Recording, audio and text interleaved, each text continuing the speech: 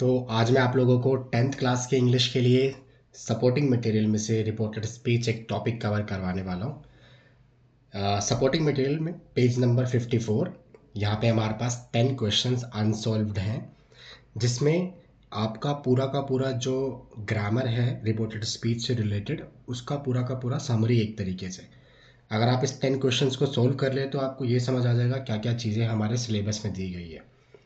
और ये कहीं ना कहीं एग्ज़ाम टाइप ऑफ क्वेश्चंस भी है, जिससे आपको ये आइडिया लग जाएगा कि एग्ज़ाम में किस तरह के क्वेश्चंस हमें अटेम्प्ट करने हैं और किस तरह के क्वेश्चंस आते हैं। तो आपने जो भी कुछ सीखा है अभी तक नरेशन में, रिपोर्टेड स्पीच में, तो वो सारी की सारी बातें यहाँ पर हम एग्ज़ाम में कैसे अप्लाई करेंगे, ये बातें मैं यहाँ पर आपको सिखाने वाला हूँ। तो सबसे पहला काम, आपको क्वेश्चन को पढ़ना चाहिए ध्यान से, क्या लिखा हुआ है, क्या पूछ रहा है, फिर उसको पढ़ने के बाद आप एक अच्छे से आंसर दे पाएंगे। इसमें कहता है कि select the correct option to complete the narration, और कुछ डायलॉग्स लिखे हुए हैं। पेशेंट और रिसेप्शनिस्ट यहाँ पे आपस में बात कर रहे हैं। पेशेंट और रिसेप्शनिस्ट यहाँ पर आपस में बात कर रहे हैं, और नीचे कुछ ब्लैंक है। ठीक है, इस ब्लैंक में आपको फिल करना है, और फिल करने के लिए आपको यहाँ पे 4 ऑप्शन इन्होंने दिए हुए हैं, 1 2 3 4। ठीक है, पहली बात, ये जो ऊपर लिखा हुआ है ये हमारे पास क्या है, डायरेक्ट स्पीच है। और ये जो नीचे लिखा हुआ है ये हमारे पास क्या है, इनडायरेक्ट स्पीच है। ये बात समझ आ रही है क्या, कि ऊपर जो हमारे पास है डायरेक्ट स्पीच है, नीचे हमारे पास क्या है, इनडायरेक्ट स्पीच है। तो इससे हमें क्या समझ आता है, नरेशन के अंदर दो ही चीज़ होती है, डायरेक्ट स्पीच और एक इनडायरेक्ट स्पीच। जो मैंने आपको डायरेक्ट बोला वो डायरेक्ट स्पीच है। अब मेरी बात आपको किसी और के थ्रू अगर बताई जाएगी तो उसको हम इनडायरेक्ट स्पीच बोलते हैं। तो एग्ज़ाम में हमसे पूछा ही ये जाता है कि डायरेक्ट स्पीच को इनडायरेक्ट स्पीच में कैसे चेंज किया जाता है। तो जब डायरेक्ट स्पीच को इनडायरेक्ट स्पीच में आप चेंज करते हैं, उसके लिए कुछ बातें हमें ध्यान में रखनी चाहिए। वो बातें मैं आपको अभी बताने वाला हूँ। सबसे पहली बात तो आप ये पता कर लो कि इस ब्लैंक में हमें डालना क्या है, या फिर क्या पोर्शन यूज़ करना है जो हमारे आंसर राइटिंग के लिए काम आएगा। इस बात को भी समझना। तो आप देखेंगे यहाँ पे लिखा हुआ था पेशेंट आस्क्ड द रिसेप्शनिस्ट। तो पेशेंट ने रिसेप्शनिस्ट से कुछ पूछा है, और पूछा है वाला सवाल आप देखेंगे स्टार्टिंग में ये पहले हमें दिया हुआ है, यही पूछा है। और आप देखेंगे ब्लैंक से पहले क्या आ गया, रिसेप्शनिस्ट आ गया, मतलब जो पूछा है वो बताना है। और ब्लैंक के लास्ट में जो वर्ड लिखा हुआ है दैट लिखा हुआ है। दैट इवनिंग और फुल स्टॉप के बाद बात खत्म हो गई है, फिर अगला जो डायलॉग है रिसेप्शनिस्ट का है, मतलब ये यहाँ तक की बात कर रहा है। तो दिस इवनिंग तक मुझे जो पहले द डॉक्टर दिख रहा है ये फिल करना है। मतलब मेरा पूरा जो आंसर मुझे देना है वो किस बात का देना है, वो मुझे देना है can I have an appointment with the doctor. ये मुझे यहाँ पर फिल करना है। तो आपको जो यहाँ पे फिल करना है, सबसे पहले आपने स्टेटमेंट चेक की, सेंटेंस को चेक किया कि वो सेंटेंस का टाइप कौन सा है। ठीक है, और वो डायरेक्ट स्पीच है और हमें उसको चेंज करना है इनडायरेक्ट स्पीच में। इतना चेक हो गया है। तो अभी हमें सेंटेंस पढ़ के पता चलता है टाइप ऑफ सेंटेंस है इंटेरोगेटिव। ठीक है, सबसे पहला काम डायरेक्ट स्पीच इनडायरेक्ट स्पीच आपने पहचाना। फिर आपने अब ये पहचाना कि ऊपर जो सेंटेंस है वो टाइप ऑफ सेंटेंस कौन सा है, क्योंकि हमारे सिलेबस में 3 तरह की टाइप पूछी जाती है। पहला जो टाइप होता है, पहले टाइप का नाम है असर्टिव सेंटेंस। पहले टाइप का नाम क्या है, असर्टिव सेंटेंस। और दूसरे टाइप का नाम है इंटेरोगेटिव सेंटेंस। क्या नाम है, इंटेरोगेटिव सेंटेंस। तीसरे का नाम है इम्पेरेटिव सेंटेंस।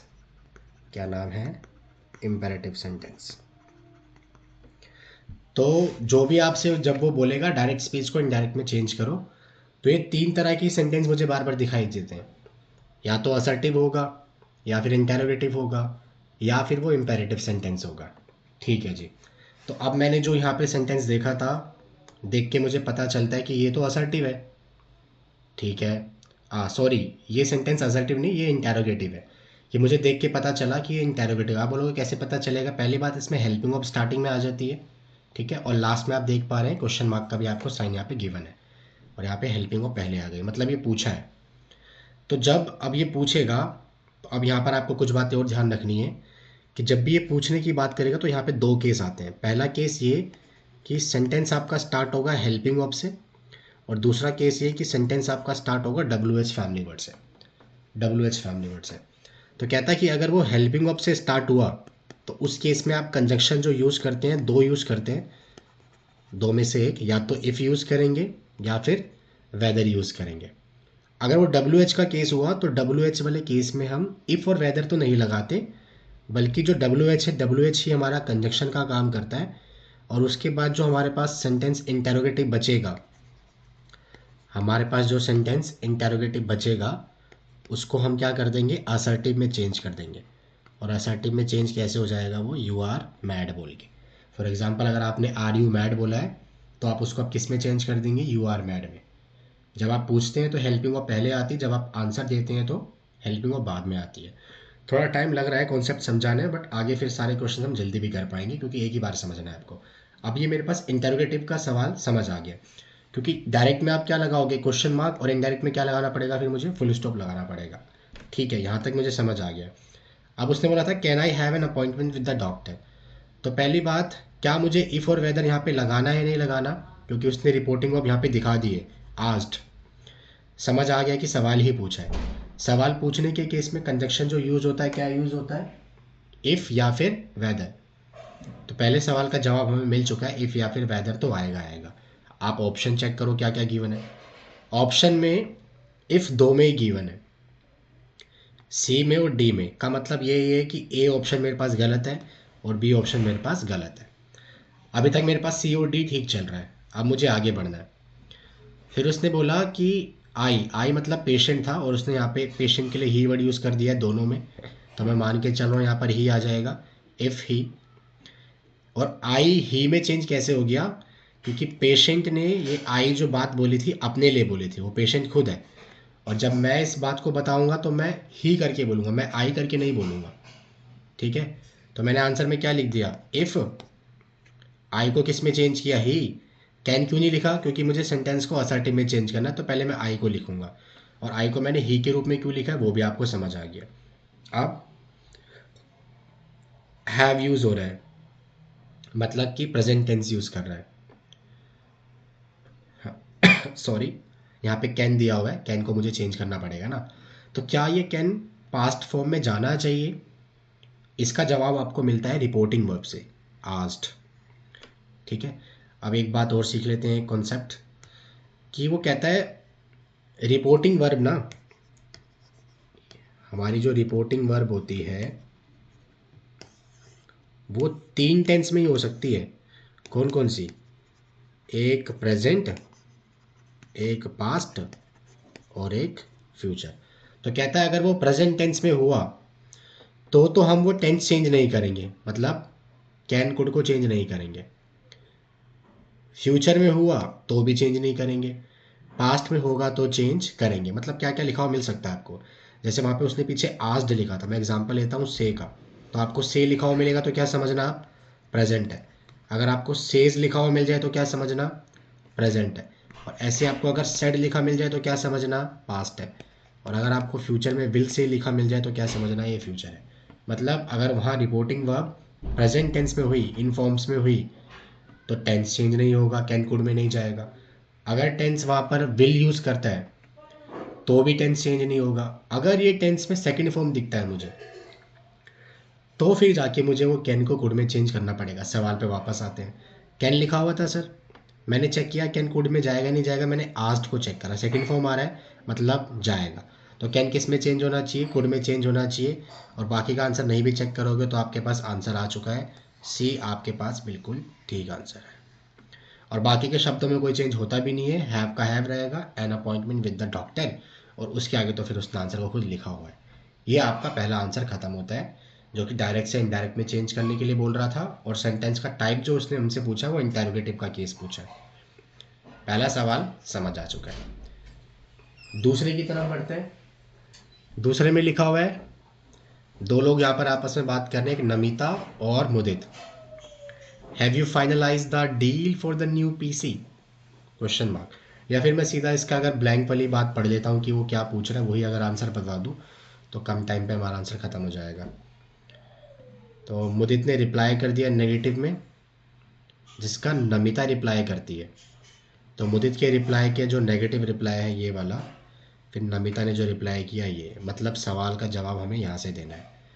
और for want of a PC blank के बाद ये चीज़ लिखी हुई है यहाँ पे नीचे, तो ये मैं आंसर में नहीं लिख सकता। और ये बट से स्टार्ट होगा, बट के बाद माय थीसिस से, ये मुझे आंसर देना है। यहाँ पे नीचे लिखे हुए ऑप्शंस मेरे पास, ठीक है। फिर से एक काम आपको चेक करना है, क्या ये सेंटेंस इंटेरोगेटिव है, असर्टिव है, इम्पेरेटिव है। फुल स्टॉप लगा हुआ है तो समझना है कि सेंटेंस क्या है, असर्टिव है। दूसरा, ये जो सेंटेंस है एक आंसर का फॉर्म है, कुछ बताया है, कुछ रिप्लाई किया है, तो जब भी आप आंसर देंगे तो वो असर्टिव सेंटेंस कहलाता है। तो क्योंकि अब ये मेरे पास असर्टिव सेंटेंस है, तो अब क्या इसमें हम आंसर लिखेंगे वो बताते हैं। असर्टिव में जो कंजंक्शन आता है वो क्या आता है, दैट आता है, उन्होंने खुद लगा भी दिया है ना। क्या आता है, दैट आता है, जो कि इंटेरोगेटिव में क्या था, इफ और वेदर था ना। तो असर्टिव में क्या आता है, दैट आता है।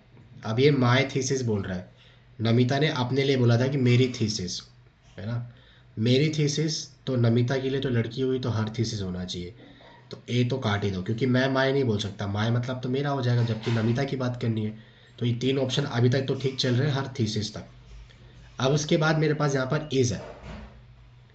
फिर से वही सवाल कि इज़ जो है पास्ट में जाएगा नहीं जाएगा, आप चेक करेंगे रिपोर्टिंग वर्ब। ये रिपोर्टिंग वर्ब कौन से टेंस में है, पास्ट टेंस में है, मतलब टेंस में चेंज होना चाहिए। हाँ भाई, इज़ जो है वॉज वर्ब में जाना चाहिए, और इज़ चेंज वॉज वर्ब में ही होता है भाई, हैड में नहीं होता, और हैड बीन में नहीं होता, वॉज में होता है। इसलिए इसका सी आंसर क्या होगा, बिल्कुल ठीक होगा। डन। थर्ड में, report the dialogue between Ditu and Deena by completing the sentence. ऊपर हमें डायरेक्ट स्पीच दिया हुआ है बोल्ड लेटर में, है ना, और नीचे हमारे को दिया हुआ है इनडायरेक्ट स्पीच। ठीक है, चेंज करते हैं। लास्ट जो आंसर आता है, Reena replied in negative saying that she hadn't known that she then asked. तो इसका आंसर उन्होंने खुद लिखा हुआ है, तो मतलब हमें सवाल का जवाब देना है यहाँ से, वाई से, जिसके लिए उन्होंने ब्लैंक छोड़ा हुआ है। और डब्ल्यू एच वाई लगा हुआ है, क्वेश्चन मार्क आ रहा, तो इसलिए उसने वर्ब भी क्या यूज़ की है, आस्क्ड यूज़ की है। ठीक है जी। अब मैंने आपको पीछे बताया था, क्या बोला था, कि दो केस हो सकते हैं, या तो डब्ल्यू एच का केस होगा या फिर हेल्पिंग वर्ब का केस होगा। डब्ल्यू एच का केस होगा तो हेल्पिंग वर्ब, डब्ल्यू एच का केस होगा तो इफ़ और वेदर हमें नहीं लगाना है, डब्ल्यू एच ही लगाना है। तो मैं इसके आंसर में क्या, क्योंकि यहाँ पे ऑप्शन नहीं गिवन ना इस बार, तो शी देन आस्क्ड, वाई का वाई ही लिखूंगा, वाई का वाई लिखूंगा, इफ और वेदर तो नहीं आता है जी यहाँ पे। ठीक है, अब मेरे पास ये भी कट गया है, तो मुझे अब इतना आंसर देना है। अब ये हैज़ द ट्रिप जो मेरे पास सेंटेंस उल्टा बच रहा है, इसको आप सीधा करो। सीधा करो का मतलब क्या है, सब्जेक्ट को पहले ले आओ, तो क्या लिखेंगे, द ट्रिप पहले आएगा। अब क्या ये हैज़ हैड में जाना चाहिए, रिपोर्टिंग ऑफ पास्ट टेंस में है क्या, हाँ जी, ईडी लगा बिल्कुल है, तो हैज़ किस में जाएगा, हैड में। बीन का बीन लगाएंगे और कैंसल्ड लगाएंगे, तो आंसर आपका ख़त्म हो जाएगा। और क्वेश्चन मार्क की जगह हम इनडायरेक्ट में क्या लगाते हैं, फुल स्टॉप लगाते हैं, तो ये आंसर हमारे पास ख़त्म होता है। फिर बोलता है कि फोर्थ में, report the teacher's command to the students, कि टीचर की कमांड को, टीचर की कमांड स्टूडेंट को जो गई है वो आपको बतानी है। तो इसने हमें खुद हिंट दे दिया कि कमांड किसने किसको दी है, टीचर ने दी है, तो आप इसका आंसर भी कुछ ऐसे ही लिखेंगे, ये बताते हुए कि the teacher commanded the students. ठीक है, इतनी बात लिख दी हमने इनडायरेक्ट में। अब ये जो केस है इम्पेरेटिव का है, मैंने आपको पीछे बोला था तीन टाइप आती है, तीन टाइप कौन कौन सी है, ये रही, असर्टिव है, इंटेरोगेटिव है और इम्पेरेटिव है। तो इम्पेरेटिव में क्या बोलता है, इम्पेरेटिव में बोलता है कि यहाँ पर हम बात करते हैं किस किस चीज़ की, यहाँ पर हम बात करते हैं रिक्वेस्ट की, यहाँ पर हम बात करते हैं एडवाइस की, यहाँ पर हम बात करते हैं ऑर्डर की, और यहाँ पर हम बात करते हैं कमांड की, यहाँ पर हम सजेशन की बात करते हैं, एट्सेट्रा। ये सारी चीज़ें वहाँ पर हमें बोली जाती है। ठीक है, request, advice, order, command, suggestions. तो जब भी आपको ये चीज़ें दिखती है तो समझ जाना वो क्या होगा, इम्पेरेटिव सेंटेंस होगा। इम्पेरेटिव सेंटेंस में कुछ नहीं करना होता, सिंपली आप टू लगाते हैं और टू लगा के वर्ब की फर्स्ट फॉर्म लगा देते हैं, सेंटेंस आपका बन जाता है। इन्फिनेटिव आप वहाँ पे इस्तेमाल कर देते हैं। ठीक है जी। तो अब इन्होंने बोल दिया था टीचर कमांडेड द स्टूडेंट्स, तो अब मुझे क्या बोलना है, क्या लगाना है, ध्यान रखना। असर्टिव में क्या लगाया था, दैट लगाया था। इंटेरोगेटिव में इफ और वेदर लगाया था। तो अब क्या लगाऊंगा, यहाँ पे मैं टू लगाऊंगा, टू लगा दिया। अब टू के बाद मेरे पास वर्ब कहाँ से स्टार्ट हो रही है, ये तो टीचर का डायलॉग था। टीचर ने बच्चों को ये बात बोली थी, ये बात बोली थी, अब मुझे बतानी है। तो मैं यहाँ पे लिखूंगा टू टेक आउट योर आ रहा है। अब मैं योर तो नहीं बोल पाऊंगा, है ना, मेरे लिए तो बच्चे थर्ड पर्सन है। तो मैं यहाँ पे क्या लिखूंगा, बच्चे बहुत सारे थे तो देयर वर्ड आ सकता है, हिज हर नहीं आ पाएगा। हिज हर तब आता जब वो अकेले की बात होती, बहुत सारे लोग हैं इसलिए देयर। बुक्स आ गया, एंड रीड देम साइलेंटली, बाकी सारा आपका सेम रहेगा। ठीक है, उसमें कोई चेंज नहीं आएगा। तो पूरा आंसर क्या बना मेरे पास, the teacher commanded the students to take out their books and read them silently. ठीक है, उम्मीद कर रहा हूँ ये समझ आ रहा होगा आप लोगों को। तो फोर्थ क्वेश्चन हमारे पास डन हो चुका है। अब हम बात करते हैं फिफ्थ की। फिफ्थ में लिखा हुआ है report Prashant advice to Sumit. Prashant की एडवाइस सुमित को जो गई है वो आपको रिपोर्ट करनी है। फिर से हमें हिंट मिल चुका है कि किसने किसको एडवाइस दी है, प्रशांत ने दी है। तो मैं सबसे पहले क्या लिखूंगा, प्रशांत। प्रशांत ने क्या कर दिया, एडवाइस कर दिया। क्या कर दिया, एडवाइस। किसको एडवाइस की है, सुमित को। अब मुझे पता है इम्पेरेटिव में सीधा क्या लगाते हैं, टू लगाते हैं, और टू के बाद हम क्या करते हैं, वर्ब की फर्स्ट फॉर्म लगाते हैं। तो एडवाइस जो है पहले वो लिख दो, ये रही एडवाइस। ठीक है, एडवाइस ये है। तो ये यू मस्ट मैं हटा दूंगा क्योंकि सुमित यहाँ पर मैं यू लगा चुका हूँ यू के बदले, कि प्रशांत ने सुमित को बोल दिया है, थर्ड पर्सन में बताना ना मुझे। तो अब मैं आगे क्या लिखूंगा, कंसल्ट, वो आपकी फर्स्ट फॉर्म आ गई, सम गुड फिजिशियन। अब ये रहती है यू आर सीरियसली इल, तो ये वजह बता रहा है कि एडवाइस क्यों दे रहा है। आप ये बताओगे कि प्रशांत सुमित को एडवाइस दे रहा है, एडवाइस देता है कि आप एक गुड फिजिशियन से कंसल्ट कर लीजिए क्योंकि वो बहुत ज़्यादा बीमार था। तो क्योंकि को मैं बिकॉज बोल सकता हूँ, क्योंकि दो सेंटेंस बिना कंजक्शन के कैसे जुड़ेगा, बिकॉज लिखना पड़ेगा। यू कौन है, सुमित है, तो मैं मेरे लिए तो ही हो जाएगा। अब क्या इज एम आर चेंज होगा वॉज वर में, हाँ भाई ईडी लगा हुआ है, पास्ट टेंस की बात कर रहे हो, तो ही के बाद क्या लिखोगे, ही वॉज सीरियसली इल। यहाँ पे हमारा आंसर खत्म। पूरा आंसर क्या बना, Prashant advised Sumit to consult some good physician because he was seriously ill। तो ये हमारे पास फिफ्थ आंसर डन होता है। क्लियर। अब मुझे आपको सिक्स्थ समझाना है। सिक्स्थ के लिए ध्यान देना, क्या बताता हूँ मैं। सिक्स्थ में बोलता है report the dialogue between Rajni and Vikram by completing the sentence. तो सेंटेंस को हमने कंप्लीट करना है और विक्रम रजनी के बीच का जो डायलॉग है उसको कंप्लीट करने की बात कर रहा है। ठीक है, और आपको यहाँ पे ब्लैंक स्टार्टिंग में दे दिया कि विक्रम ने जो पूछा है रजनी से वो आपको बताना है। तो आप देखेंगे ये वाली बात हमसे पूछी जा रही है, ये बात हमसे पूछी जा रही है यहाँ तक, क्योंकि विक्रम ने जो पूछा उसके बाद पूरा का पूरा ही ब्लैंक है, ऑप्शन लास्ट में कुछ दिया नहीं, मतलब पूरा हमें ट्रांसलेट ही करना पड़ेगा, ट्रांसफॉर्म करना पड़ेगा इनडायरेक्ट स्पीच में। तो उसने बोला कि विक्रम ने पूछा रजनी से। अब फिर से वही बात, पूछा है तो इंटेरोगेटिव होगा। दो केस बनते हैं, हेल्पिंग ऑफ या फिर डब्ल्यू एच। हेल्पिंग ऑफ से स्टार्ट है तो क्या लगाऊंगा, क्या लगाऊंगा यहाँ पे, इफ़ लगाऊंगा। क्या लगाऊंगा, इफ़ लगाऊंगा। दूसरी बात, अब मुझे सेंटेंस जो उल्टा है उसको क्या करना पड़ेगा, सीधा करना पड़ेगा। यू है और विक्रम के लिए सामने कौन थी, लड़की थी यू के रूप में। विक्रम ने तुम करके बात की ना, और विक्रम के सामने कौन थी उस टाइम पे, रजनी लड़की थी। तो मैं यू की जगह अब यहाँ पे क्या लगा दूँ, शी लगा दूँ। ठीक है, अब मेरे पास कौन सा टेंस है, डिड आ रहा है जी। डिड कौन से टेंस में आता है, ये तो आपको देखो पता होना चाहिए। पास्ट इंडेफिनिट टेंस में क्या आता है, डिड आता है। तो ऐसे ही पास्ट परफेक्ट में क्या आएगा, हैड आएगा। डिड के साथ वी वन आता है तो हैड के साथ क्या आता है, वर्ब की थर्ड फॉर्म आती है। ठीक है, ये भी समझ आ रहा है। तो जो पास्ट इंडेफिनिट टेंस होते हैं वो चेंज होते हैं पास्ट परफेक्ट में, अगर रिपोर्टिंग वर्ब पास्ट टेंस में होती है तब। अगर रिपोर्टिंग वर्ब पास्ट टेंस में होती है तो पास्ट इंडेफिनिट टेंस चेंज होता है पास्ट परफेक्ट टेंस में। ठीक है, क्योंकि पास्ट परफेक्ट टेंस का मतलब पास्ट ऑफ पास्ट भी होता है, तो पास्ट का पास्ट पास्ट परफेक्ट टेंस से ही बना पाओगे ना। तो इफ़ शी लग चुका है तो अब मुझे पता है शी के बाद हेल्पिंग वर्ब क्या आएगी, हैड आएगी, और वॉच की थर्ड फॉर्म क्या हो जाएगी, वॉच्ड हो जाएगी।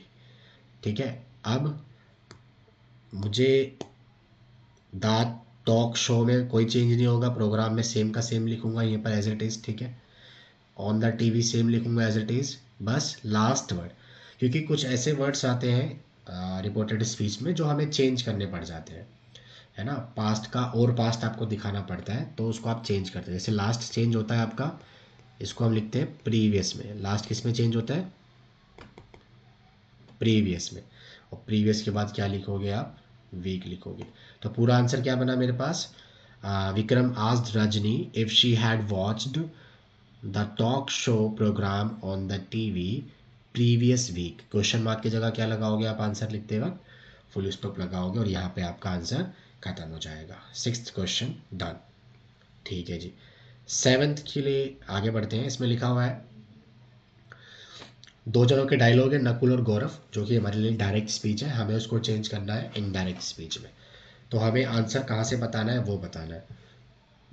आपको देखेंगे कि पहले का आंसर तो उन्होंने खुद ही लिख दिया है, मतलब गौरव की बात से उसने हमसे आंसर पूछा हुआ है। तो गौरव ने रिफ्यूज़ किया, नो वर्ड के लिए यहाँ पे रिफ्यूज़ल लग चुका है। दैट मतलब हमें ये my grandfather is alone at home, I have to look after him, ये वाली बात हमें इनडायरेक्ट स्पीच में बतानी पड़ेगी। तो कैसे बताएंगे वो देखते हैं। सबसे पहले आप ये चेक करेंगे सेंटेंस का टाइप क्या है। सेंटेंस का टाइप है असर्टिव सेंटेंस। क्या टाइप है, असर्टिव सेंटेंस। तो अब इसमें हमें पहले तो पर्सन चेंज करना है। लिखा आ रहा है माय ग्रैंड फादर, तो माय ग्रैंडफादर किसके ग्रैंडफादर हैं, ये गौरव के हैं। तो माय की जगह अब मैं यहाँ पे क्या लगाऊंगा सर, मैं लगाऊंगा हिज ग्रैंड फादर। फिर उसके बाद आ रहा है इज, क्या ये इज वॉज वर्ब में चेंज होगा, कहाँ पे डिपेंड करता है, रिपोर्टिंग वर्ब पे। गौरव के बाद रिपोर्टिंग वर्ब ये रही, ईडी लगा हुआ है मतलब पास्ट टेंस, तो हाँ जी बिल्कुल। इज किस में चेंज होगा, वॉज में। बाकी सेम लिखूंगा, अलोन एट होम। फिर उसके बाद लिखा आ रहा है फुल स्टॉप लग गया, के बाद लिखा आता है आई। आई कौन है ये, आई को ख्याल रखना पड़ेगा मतलब गौरव को ना। तो आई मेरे लिए क्या है, ही।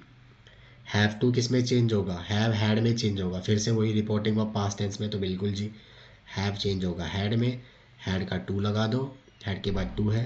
लुक में कोई चेंज होगा नहीं, आफ्टर में कोई चेंज होगा नहीं, और हिम में कोई चेंज होगा नहीं। यहाँ पे आपका पूरा आंसर खत्म हो जाता है। तो पूरा आंसर हुआ Gaurav expressed his refusal telling that his grandfather was alone at home, he had to look after him. Done. 7th question हमारे पास डन हो चुका है। 8th की तरफ बढ़ते हैं। कहता है रिपोर्ट करो, गार्डनर ने कुछ पूछा है एक ओल्ड वुमन से। रिपोर्ट करो, गार्डनर ने कुछ पूछा है ओल्ड वुमन से। तो इसके लिए हम क्या करेंगे, अब इसने खुद ही बता दिया गार्डनर ने पूछा है किससे, ओल्ड वुमन से पूछा है। तो मैं क्या लिखूंगा यहाँ पे, the gardener asked the old woman। इतनी जानकारी खुद दी है उसने। अब मुझे ये वाली बात बतानी है, डिड यू एवर प्लांट। फिर से वही बात कि इंटरोगेटिव है तो सेंटेंस कहाँ से स्टार्ट हुआ है, डिड से। इसका मतलब कंजक्शन के रूप में मैं यहाँ पे क्या लगा सकता हूँ, इफ़ लगा सकता हूँ। इफ़ लग गया है जी। अब ये डिड यू वाले सेंटेंस को मुझे सीधा करना, मतलब पहले यू आएगा, और उस टाइम पे गार्डनर के सामने कौन था, गार्डनर के सामने तो वो वुमन थी, मतलब यहाँ पे कुछ ना कुछ फीमेल के लिए वर्ड होना चाहिए। तो यू की जगह क्या लिखूंगा अब, शी, क्योंकि मेरे लिए वो शी हो गई है, शी लिख दिया, इफ़ शी। अब डिड यू प्लांट है, डिड यू एवर प्लांट है ना। डिड अभी मैंने आपको ऊपर बताया था पास्ट टेंस है, किस में चेंज होगा, पास्ट परफेक्ट में चेंज होगा। किस में चेंज होगा, पास्ट परफेक्ट में। और पास्ट परफेक्ट टेंस की हेल्पिंग वर्ब होती है हैड। एवर एक ऐसी वर्ब है जो मेन वर्ब से पहले आती है। देखो इन्होंने भी प्लांट से पहले लगाया है, तो मैं भी प्लांट से पहले ही लगाऊंगा। बट अब प्लांट की जगह क्या आएगा, प्लांटेड आएगा, क्योंकि ये पास्ट टेंस हो चुका है। She had ever planted, any का एनी लिखोगे, एप्पल्स का एप्पल्स लिखोगे, इन का इन लिखोगे। अब योर में चेंज करना है। योर उस टाइम पे उनके सामने तो भाई वो ओल्ड वुमन थी, ठीक है, तो मतलब हर।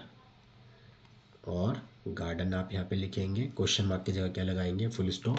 आंसर आपका यहाँ पे ख़त्म हो जाता है। तो ये 8th का आंसर आपके पास डन, ठीक है। 8 क्वेश्चन नंबर भी डन हो चुका है। अब हम बात करते हैं 9th की। किसकी बात करते हैं? 9th की।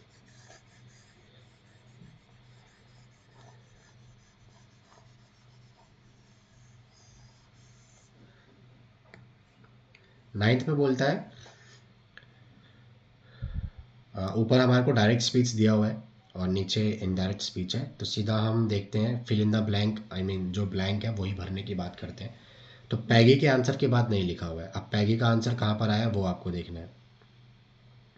तो सबसे पहले तो उससे सवाल पूछा गया है, नहीं पैगी का आंसर नहीं, वोंडा ने रिप्लाई किया, मतलब वोंडा का आंसर आएगा। कि पैगी से पूछा गया कितनी, पैगी के द्वारा पूछा गया वोंडा से कितनी ड्रेसेस है, ठीक है। ये द 100 ड्रेसेस का क्वेश्चन है जो हमारे सिलेबस में भी है।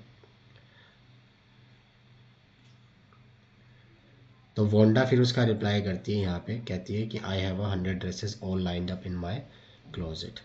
तो यहाँ पे लिखा भी हुआ है कि वोंडा ने रिप्लाई कर दिया है किसको, पैगी को। क्या रिप्लाई किया वो बताना है। अब यहाँ पर आप टाइप ऑफ सेंटेंस अगर देखेंगे तो पूछा नहीं है, बताया है, असर्टिव का सेंटेंस है। आई यहाँ पे इस टाइम पे लड़की थी, तो हम क्या बोलेंगे, देखा जाए तो पैगी वोंडा दोनों ही लड़की है, तो मैं यहाँ पे क्या लगा दूँ, शी लगा दूँ। अगर मुझे पता चल रहा है वोंडा बोल रही है तो वोंडा शी है, ये शी किसके लिए है, वोंडा के लिए। ड्रेसेस किसके पास है, वोंडा के पास है। फिर अब ये मेरे पास हैव किस में चेंज होना चाहिए, हैड में चेंज होना चाहिए। कैसे पता चला जी, भाई ये रही ना, सेकंड फॉर्म आ रही है, पास्ट टेंस है। पास्ट टेंस है तो रिपोर्टिंग टेंस भी चेंज करो फिर तो पास्ट में। हैव किस में चेंज होगा, हैड में। और फिर उसके बाद तो कोई चेंज है ही नहीं, बाकी सारा का सारा चेंज रहेगा सेम। कि 100 dresses all lined up in my closet. तो पूरा सेंटेंस क्या बना, Wanda replied to Peggy that she had 100 dresses all lined up in her closet. 10th सवाल जो कि लास्ट सवाल है, विनीत और आशिमा के बीच में बात है। तो आशिमा ने जो पूछा है वही हमसे पूछ रहा है ना। विनीत ने क्या बोला है, क्या पूछा है उसके बारे में नहीं, उसने खुद लिख दिया है यहाँ पे। तो आशिमा ने जो पूछा है उसी का आंसर दें सीधा। फिर आशिमा ने क्या बोला है, are you feeling cold, are you feeling cold, ये वाली बात हमें यहाँ पे लिख के बतानी है। तो आशिमा ने पूछा था, किससे पूछा था, विनीत से पूछा था, तो उन्होंने खुद यहाँ पे इंडिकेट कर दिया है। अब फिर से आपको चेक करो, क्वेश्चन मार्क आ रहा तो इंटरोगेटिव है और आर पहले आ रहा है, मतलब हेल्पिंग और पहले आ रही, तो मैं यहाँ पर कंजंक्शन क्या लगा दूँ, इफ़ लगा दूँ जी। इफ़ लग गया। अब ये आर यू वाले सेंटेंस को मुझे सीधा करना पड़ेगा। उस टाइम पे आशिमा के सामने कौन था, विनीत था जो कि लड़का है, तो क्या लगाऊंगा, ही, मेरे लिए तो वही हो जाएगा। अब क्या मुझे आर को चेंज करना है पास्ट टेंस में, हाँ जी भाई बिल्कुल करना पड़ेगा, क्योंकि ये सेकंड फॉर्म लगा रहे हो। तो आप इसको चेंज करो, ही के साथ क्या लगेगा, वॉज लगेगा पास्ट कॉन्टिन्यूस टेंस में। फीलिंग का फीलिंग रखो और कोल्ड का कोल्ड रखो और क्वेश्चन मार्क की जगह क्या लगा दो, फुल स्टॉप लगा दो। यहाँ पे आपका आंसर खत्म हो जाता है, दैट्स इट, डन। तो ये सारे के सारे कॉन्सेप्ट्स मैंने आप लोगों को समझा दिए हैं 10th क्लास के सपोर्टिंग मटेरियल से। इसके आंसर्स हमारे पास थे नहीं, मैंने आपको अच्छे से एक्सप्लेन कर दिया कि इसके आंसर कैसे बनते हैं और क्या क्या कॉन्सेप्ट्स हम लोगों से एग्ज़ाम में पूछे जा सकते हैं, ठीक है। हो सकता है यही कॉन्सेप्ट्स पूछ के आप लोगों से एग्ज़ाम में कुछ चीज़ें पूछ ली जाए, वर्डिंग सेम नहीं होगी, सेंटेंसेस सेम नहीं होंगे, बट कॉन्सेप्ट्स कहीं ना कहीं हमारे पास यही बार बार रिपीट होते हैं।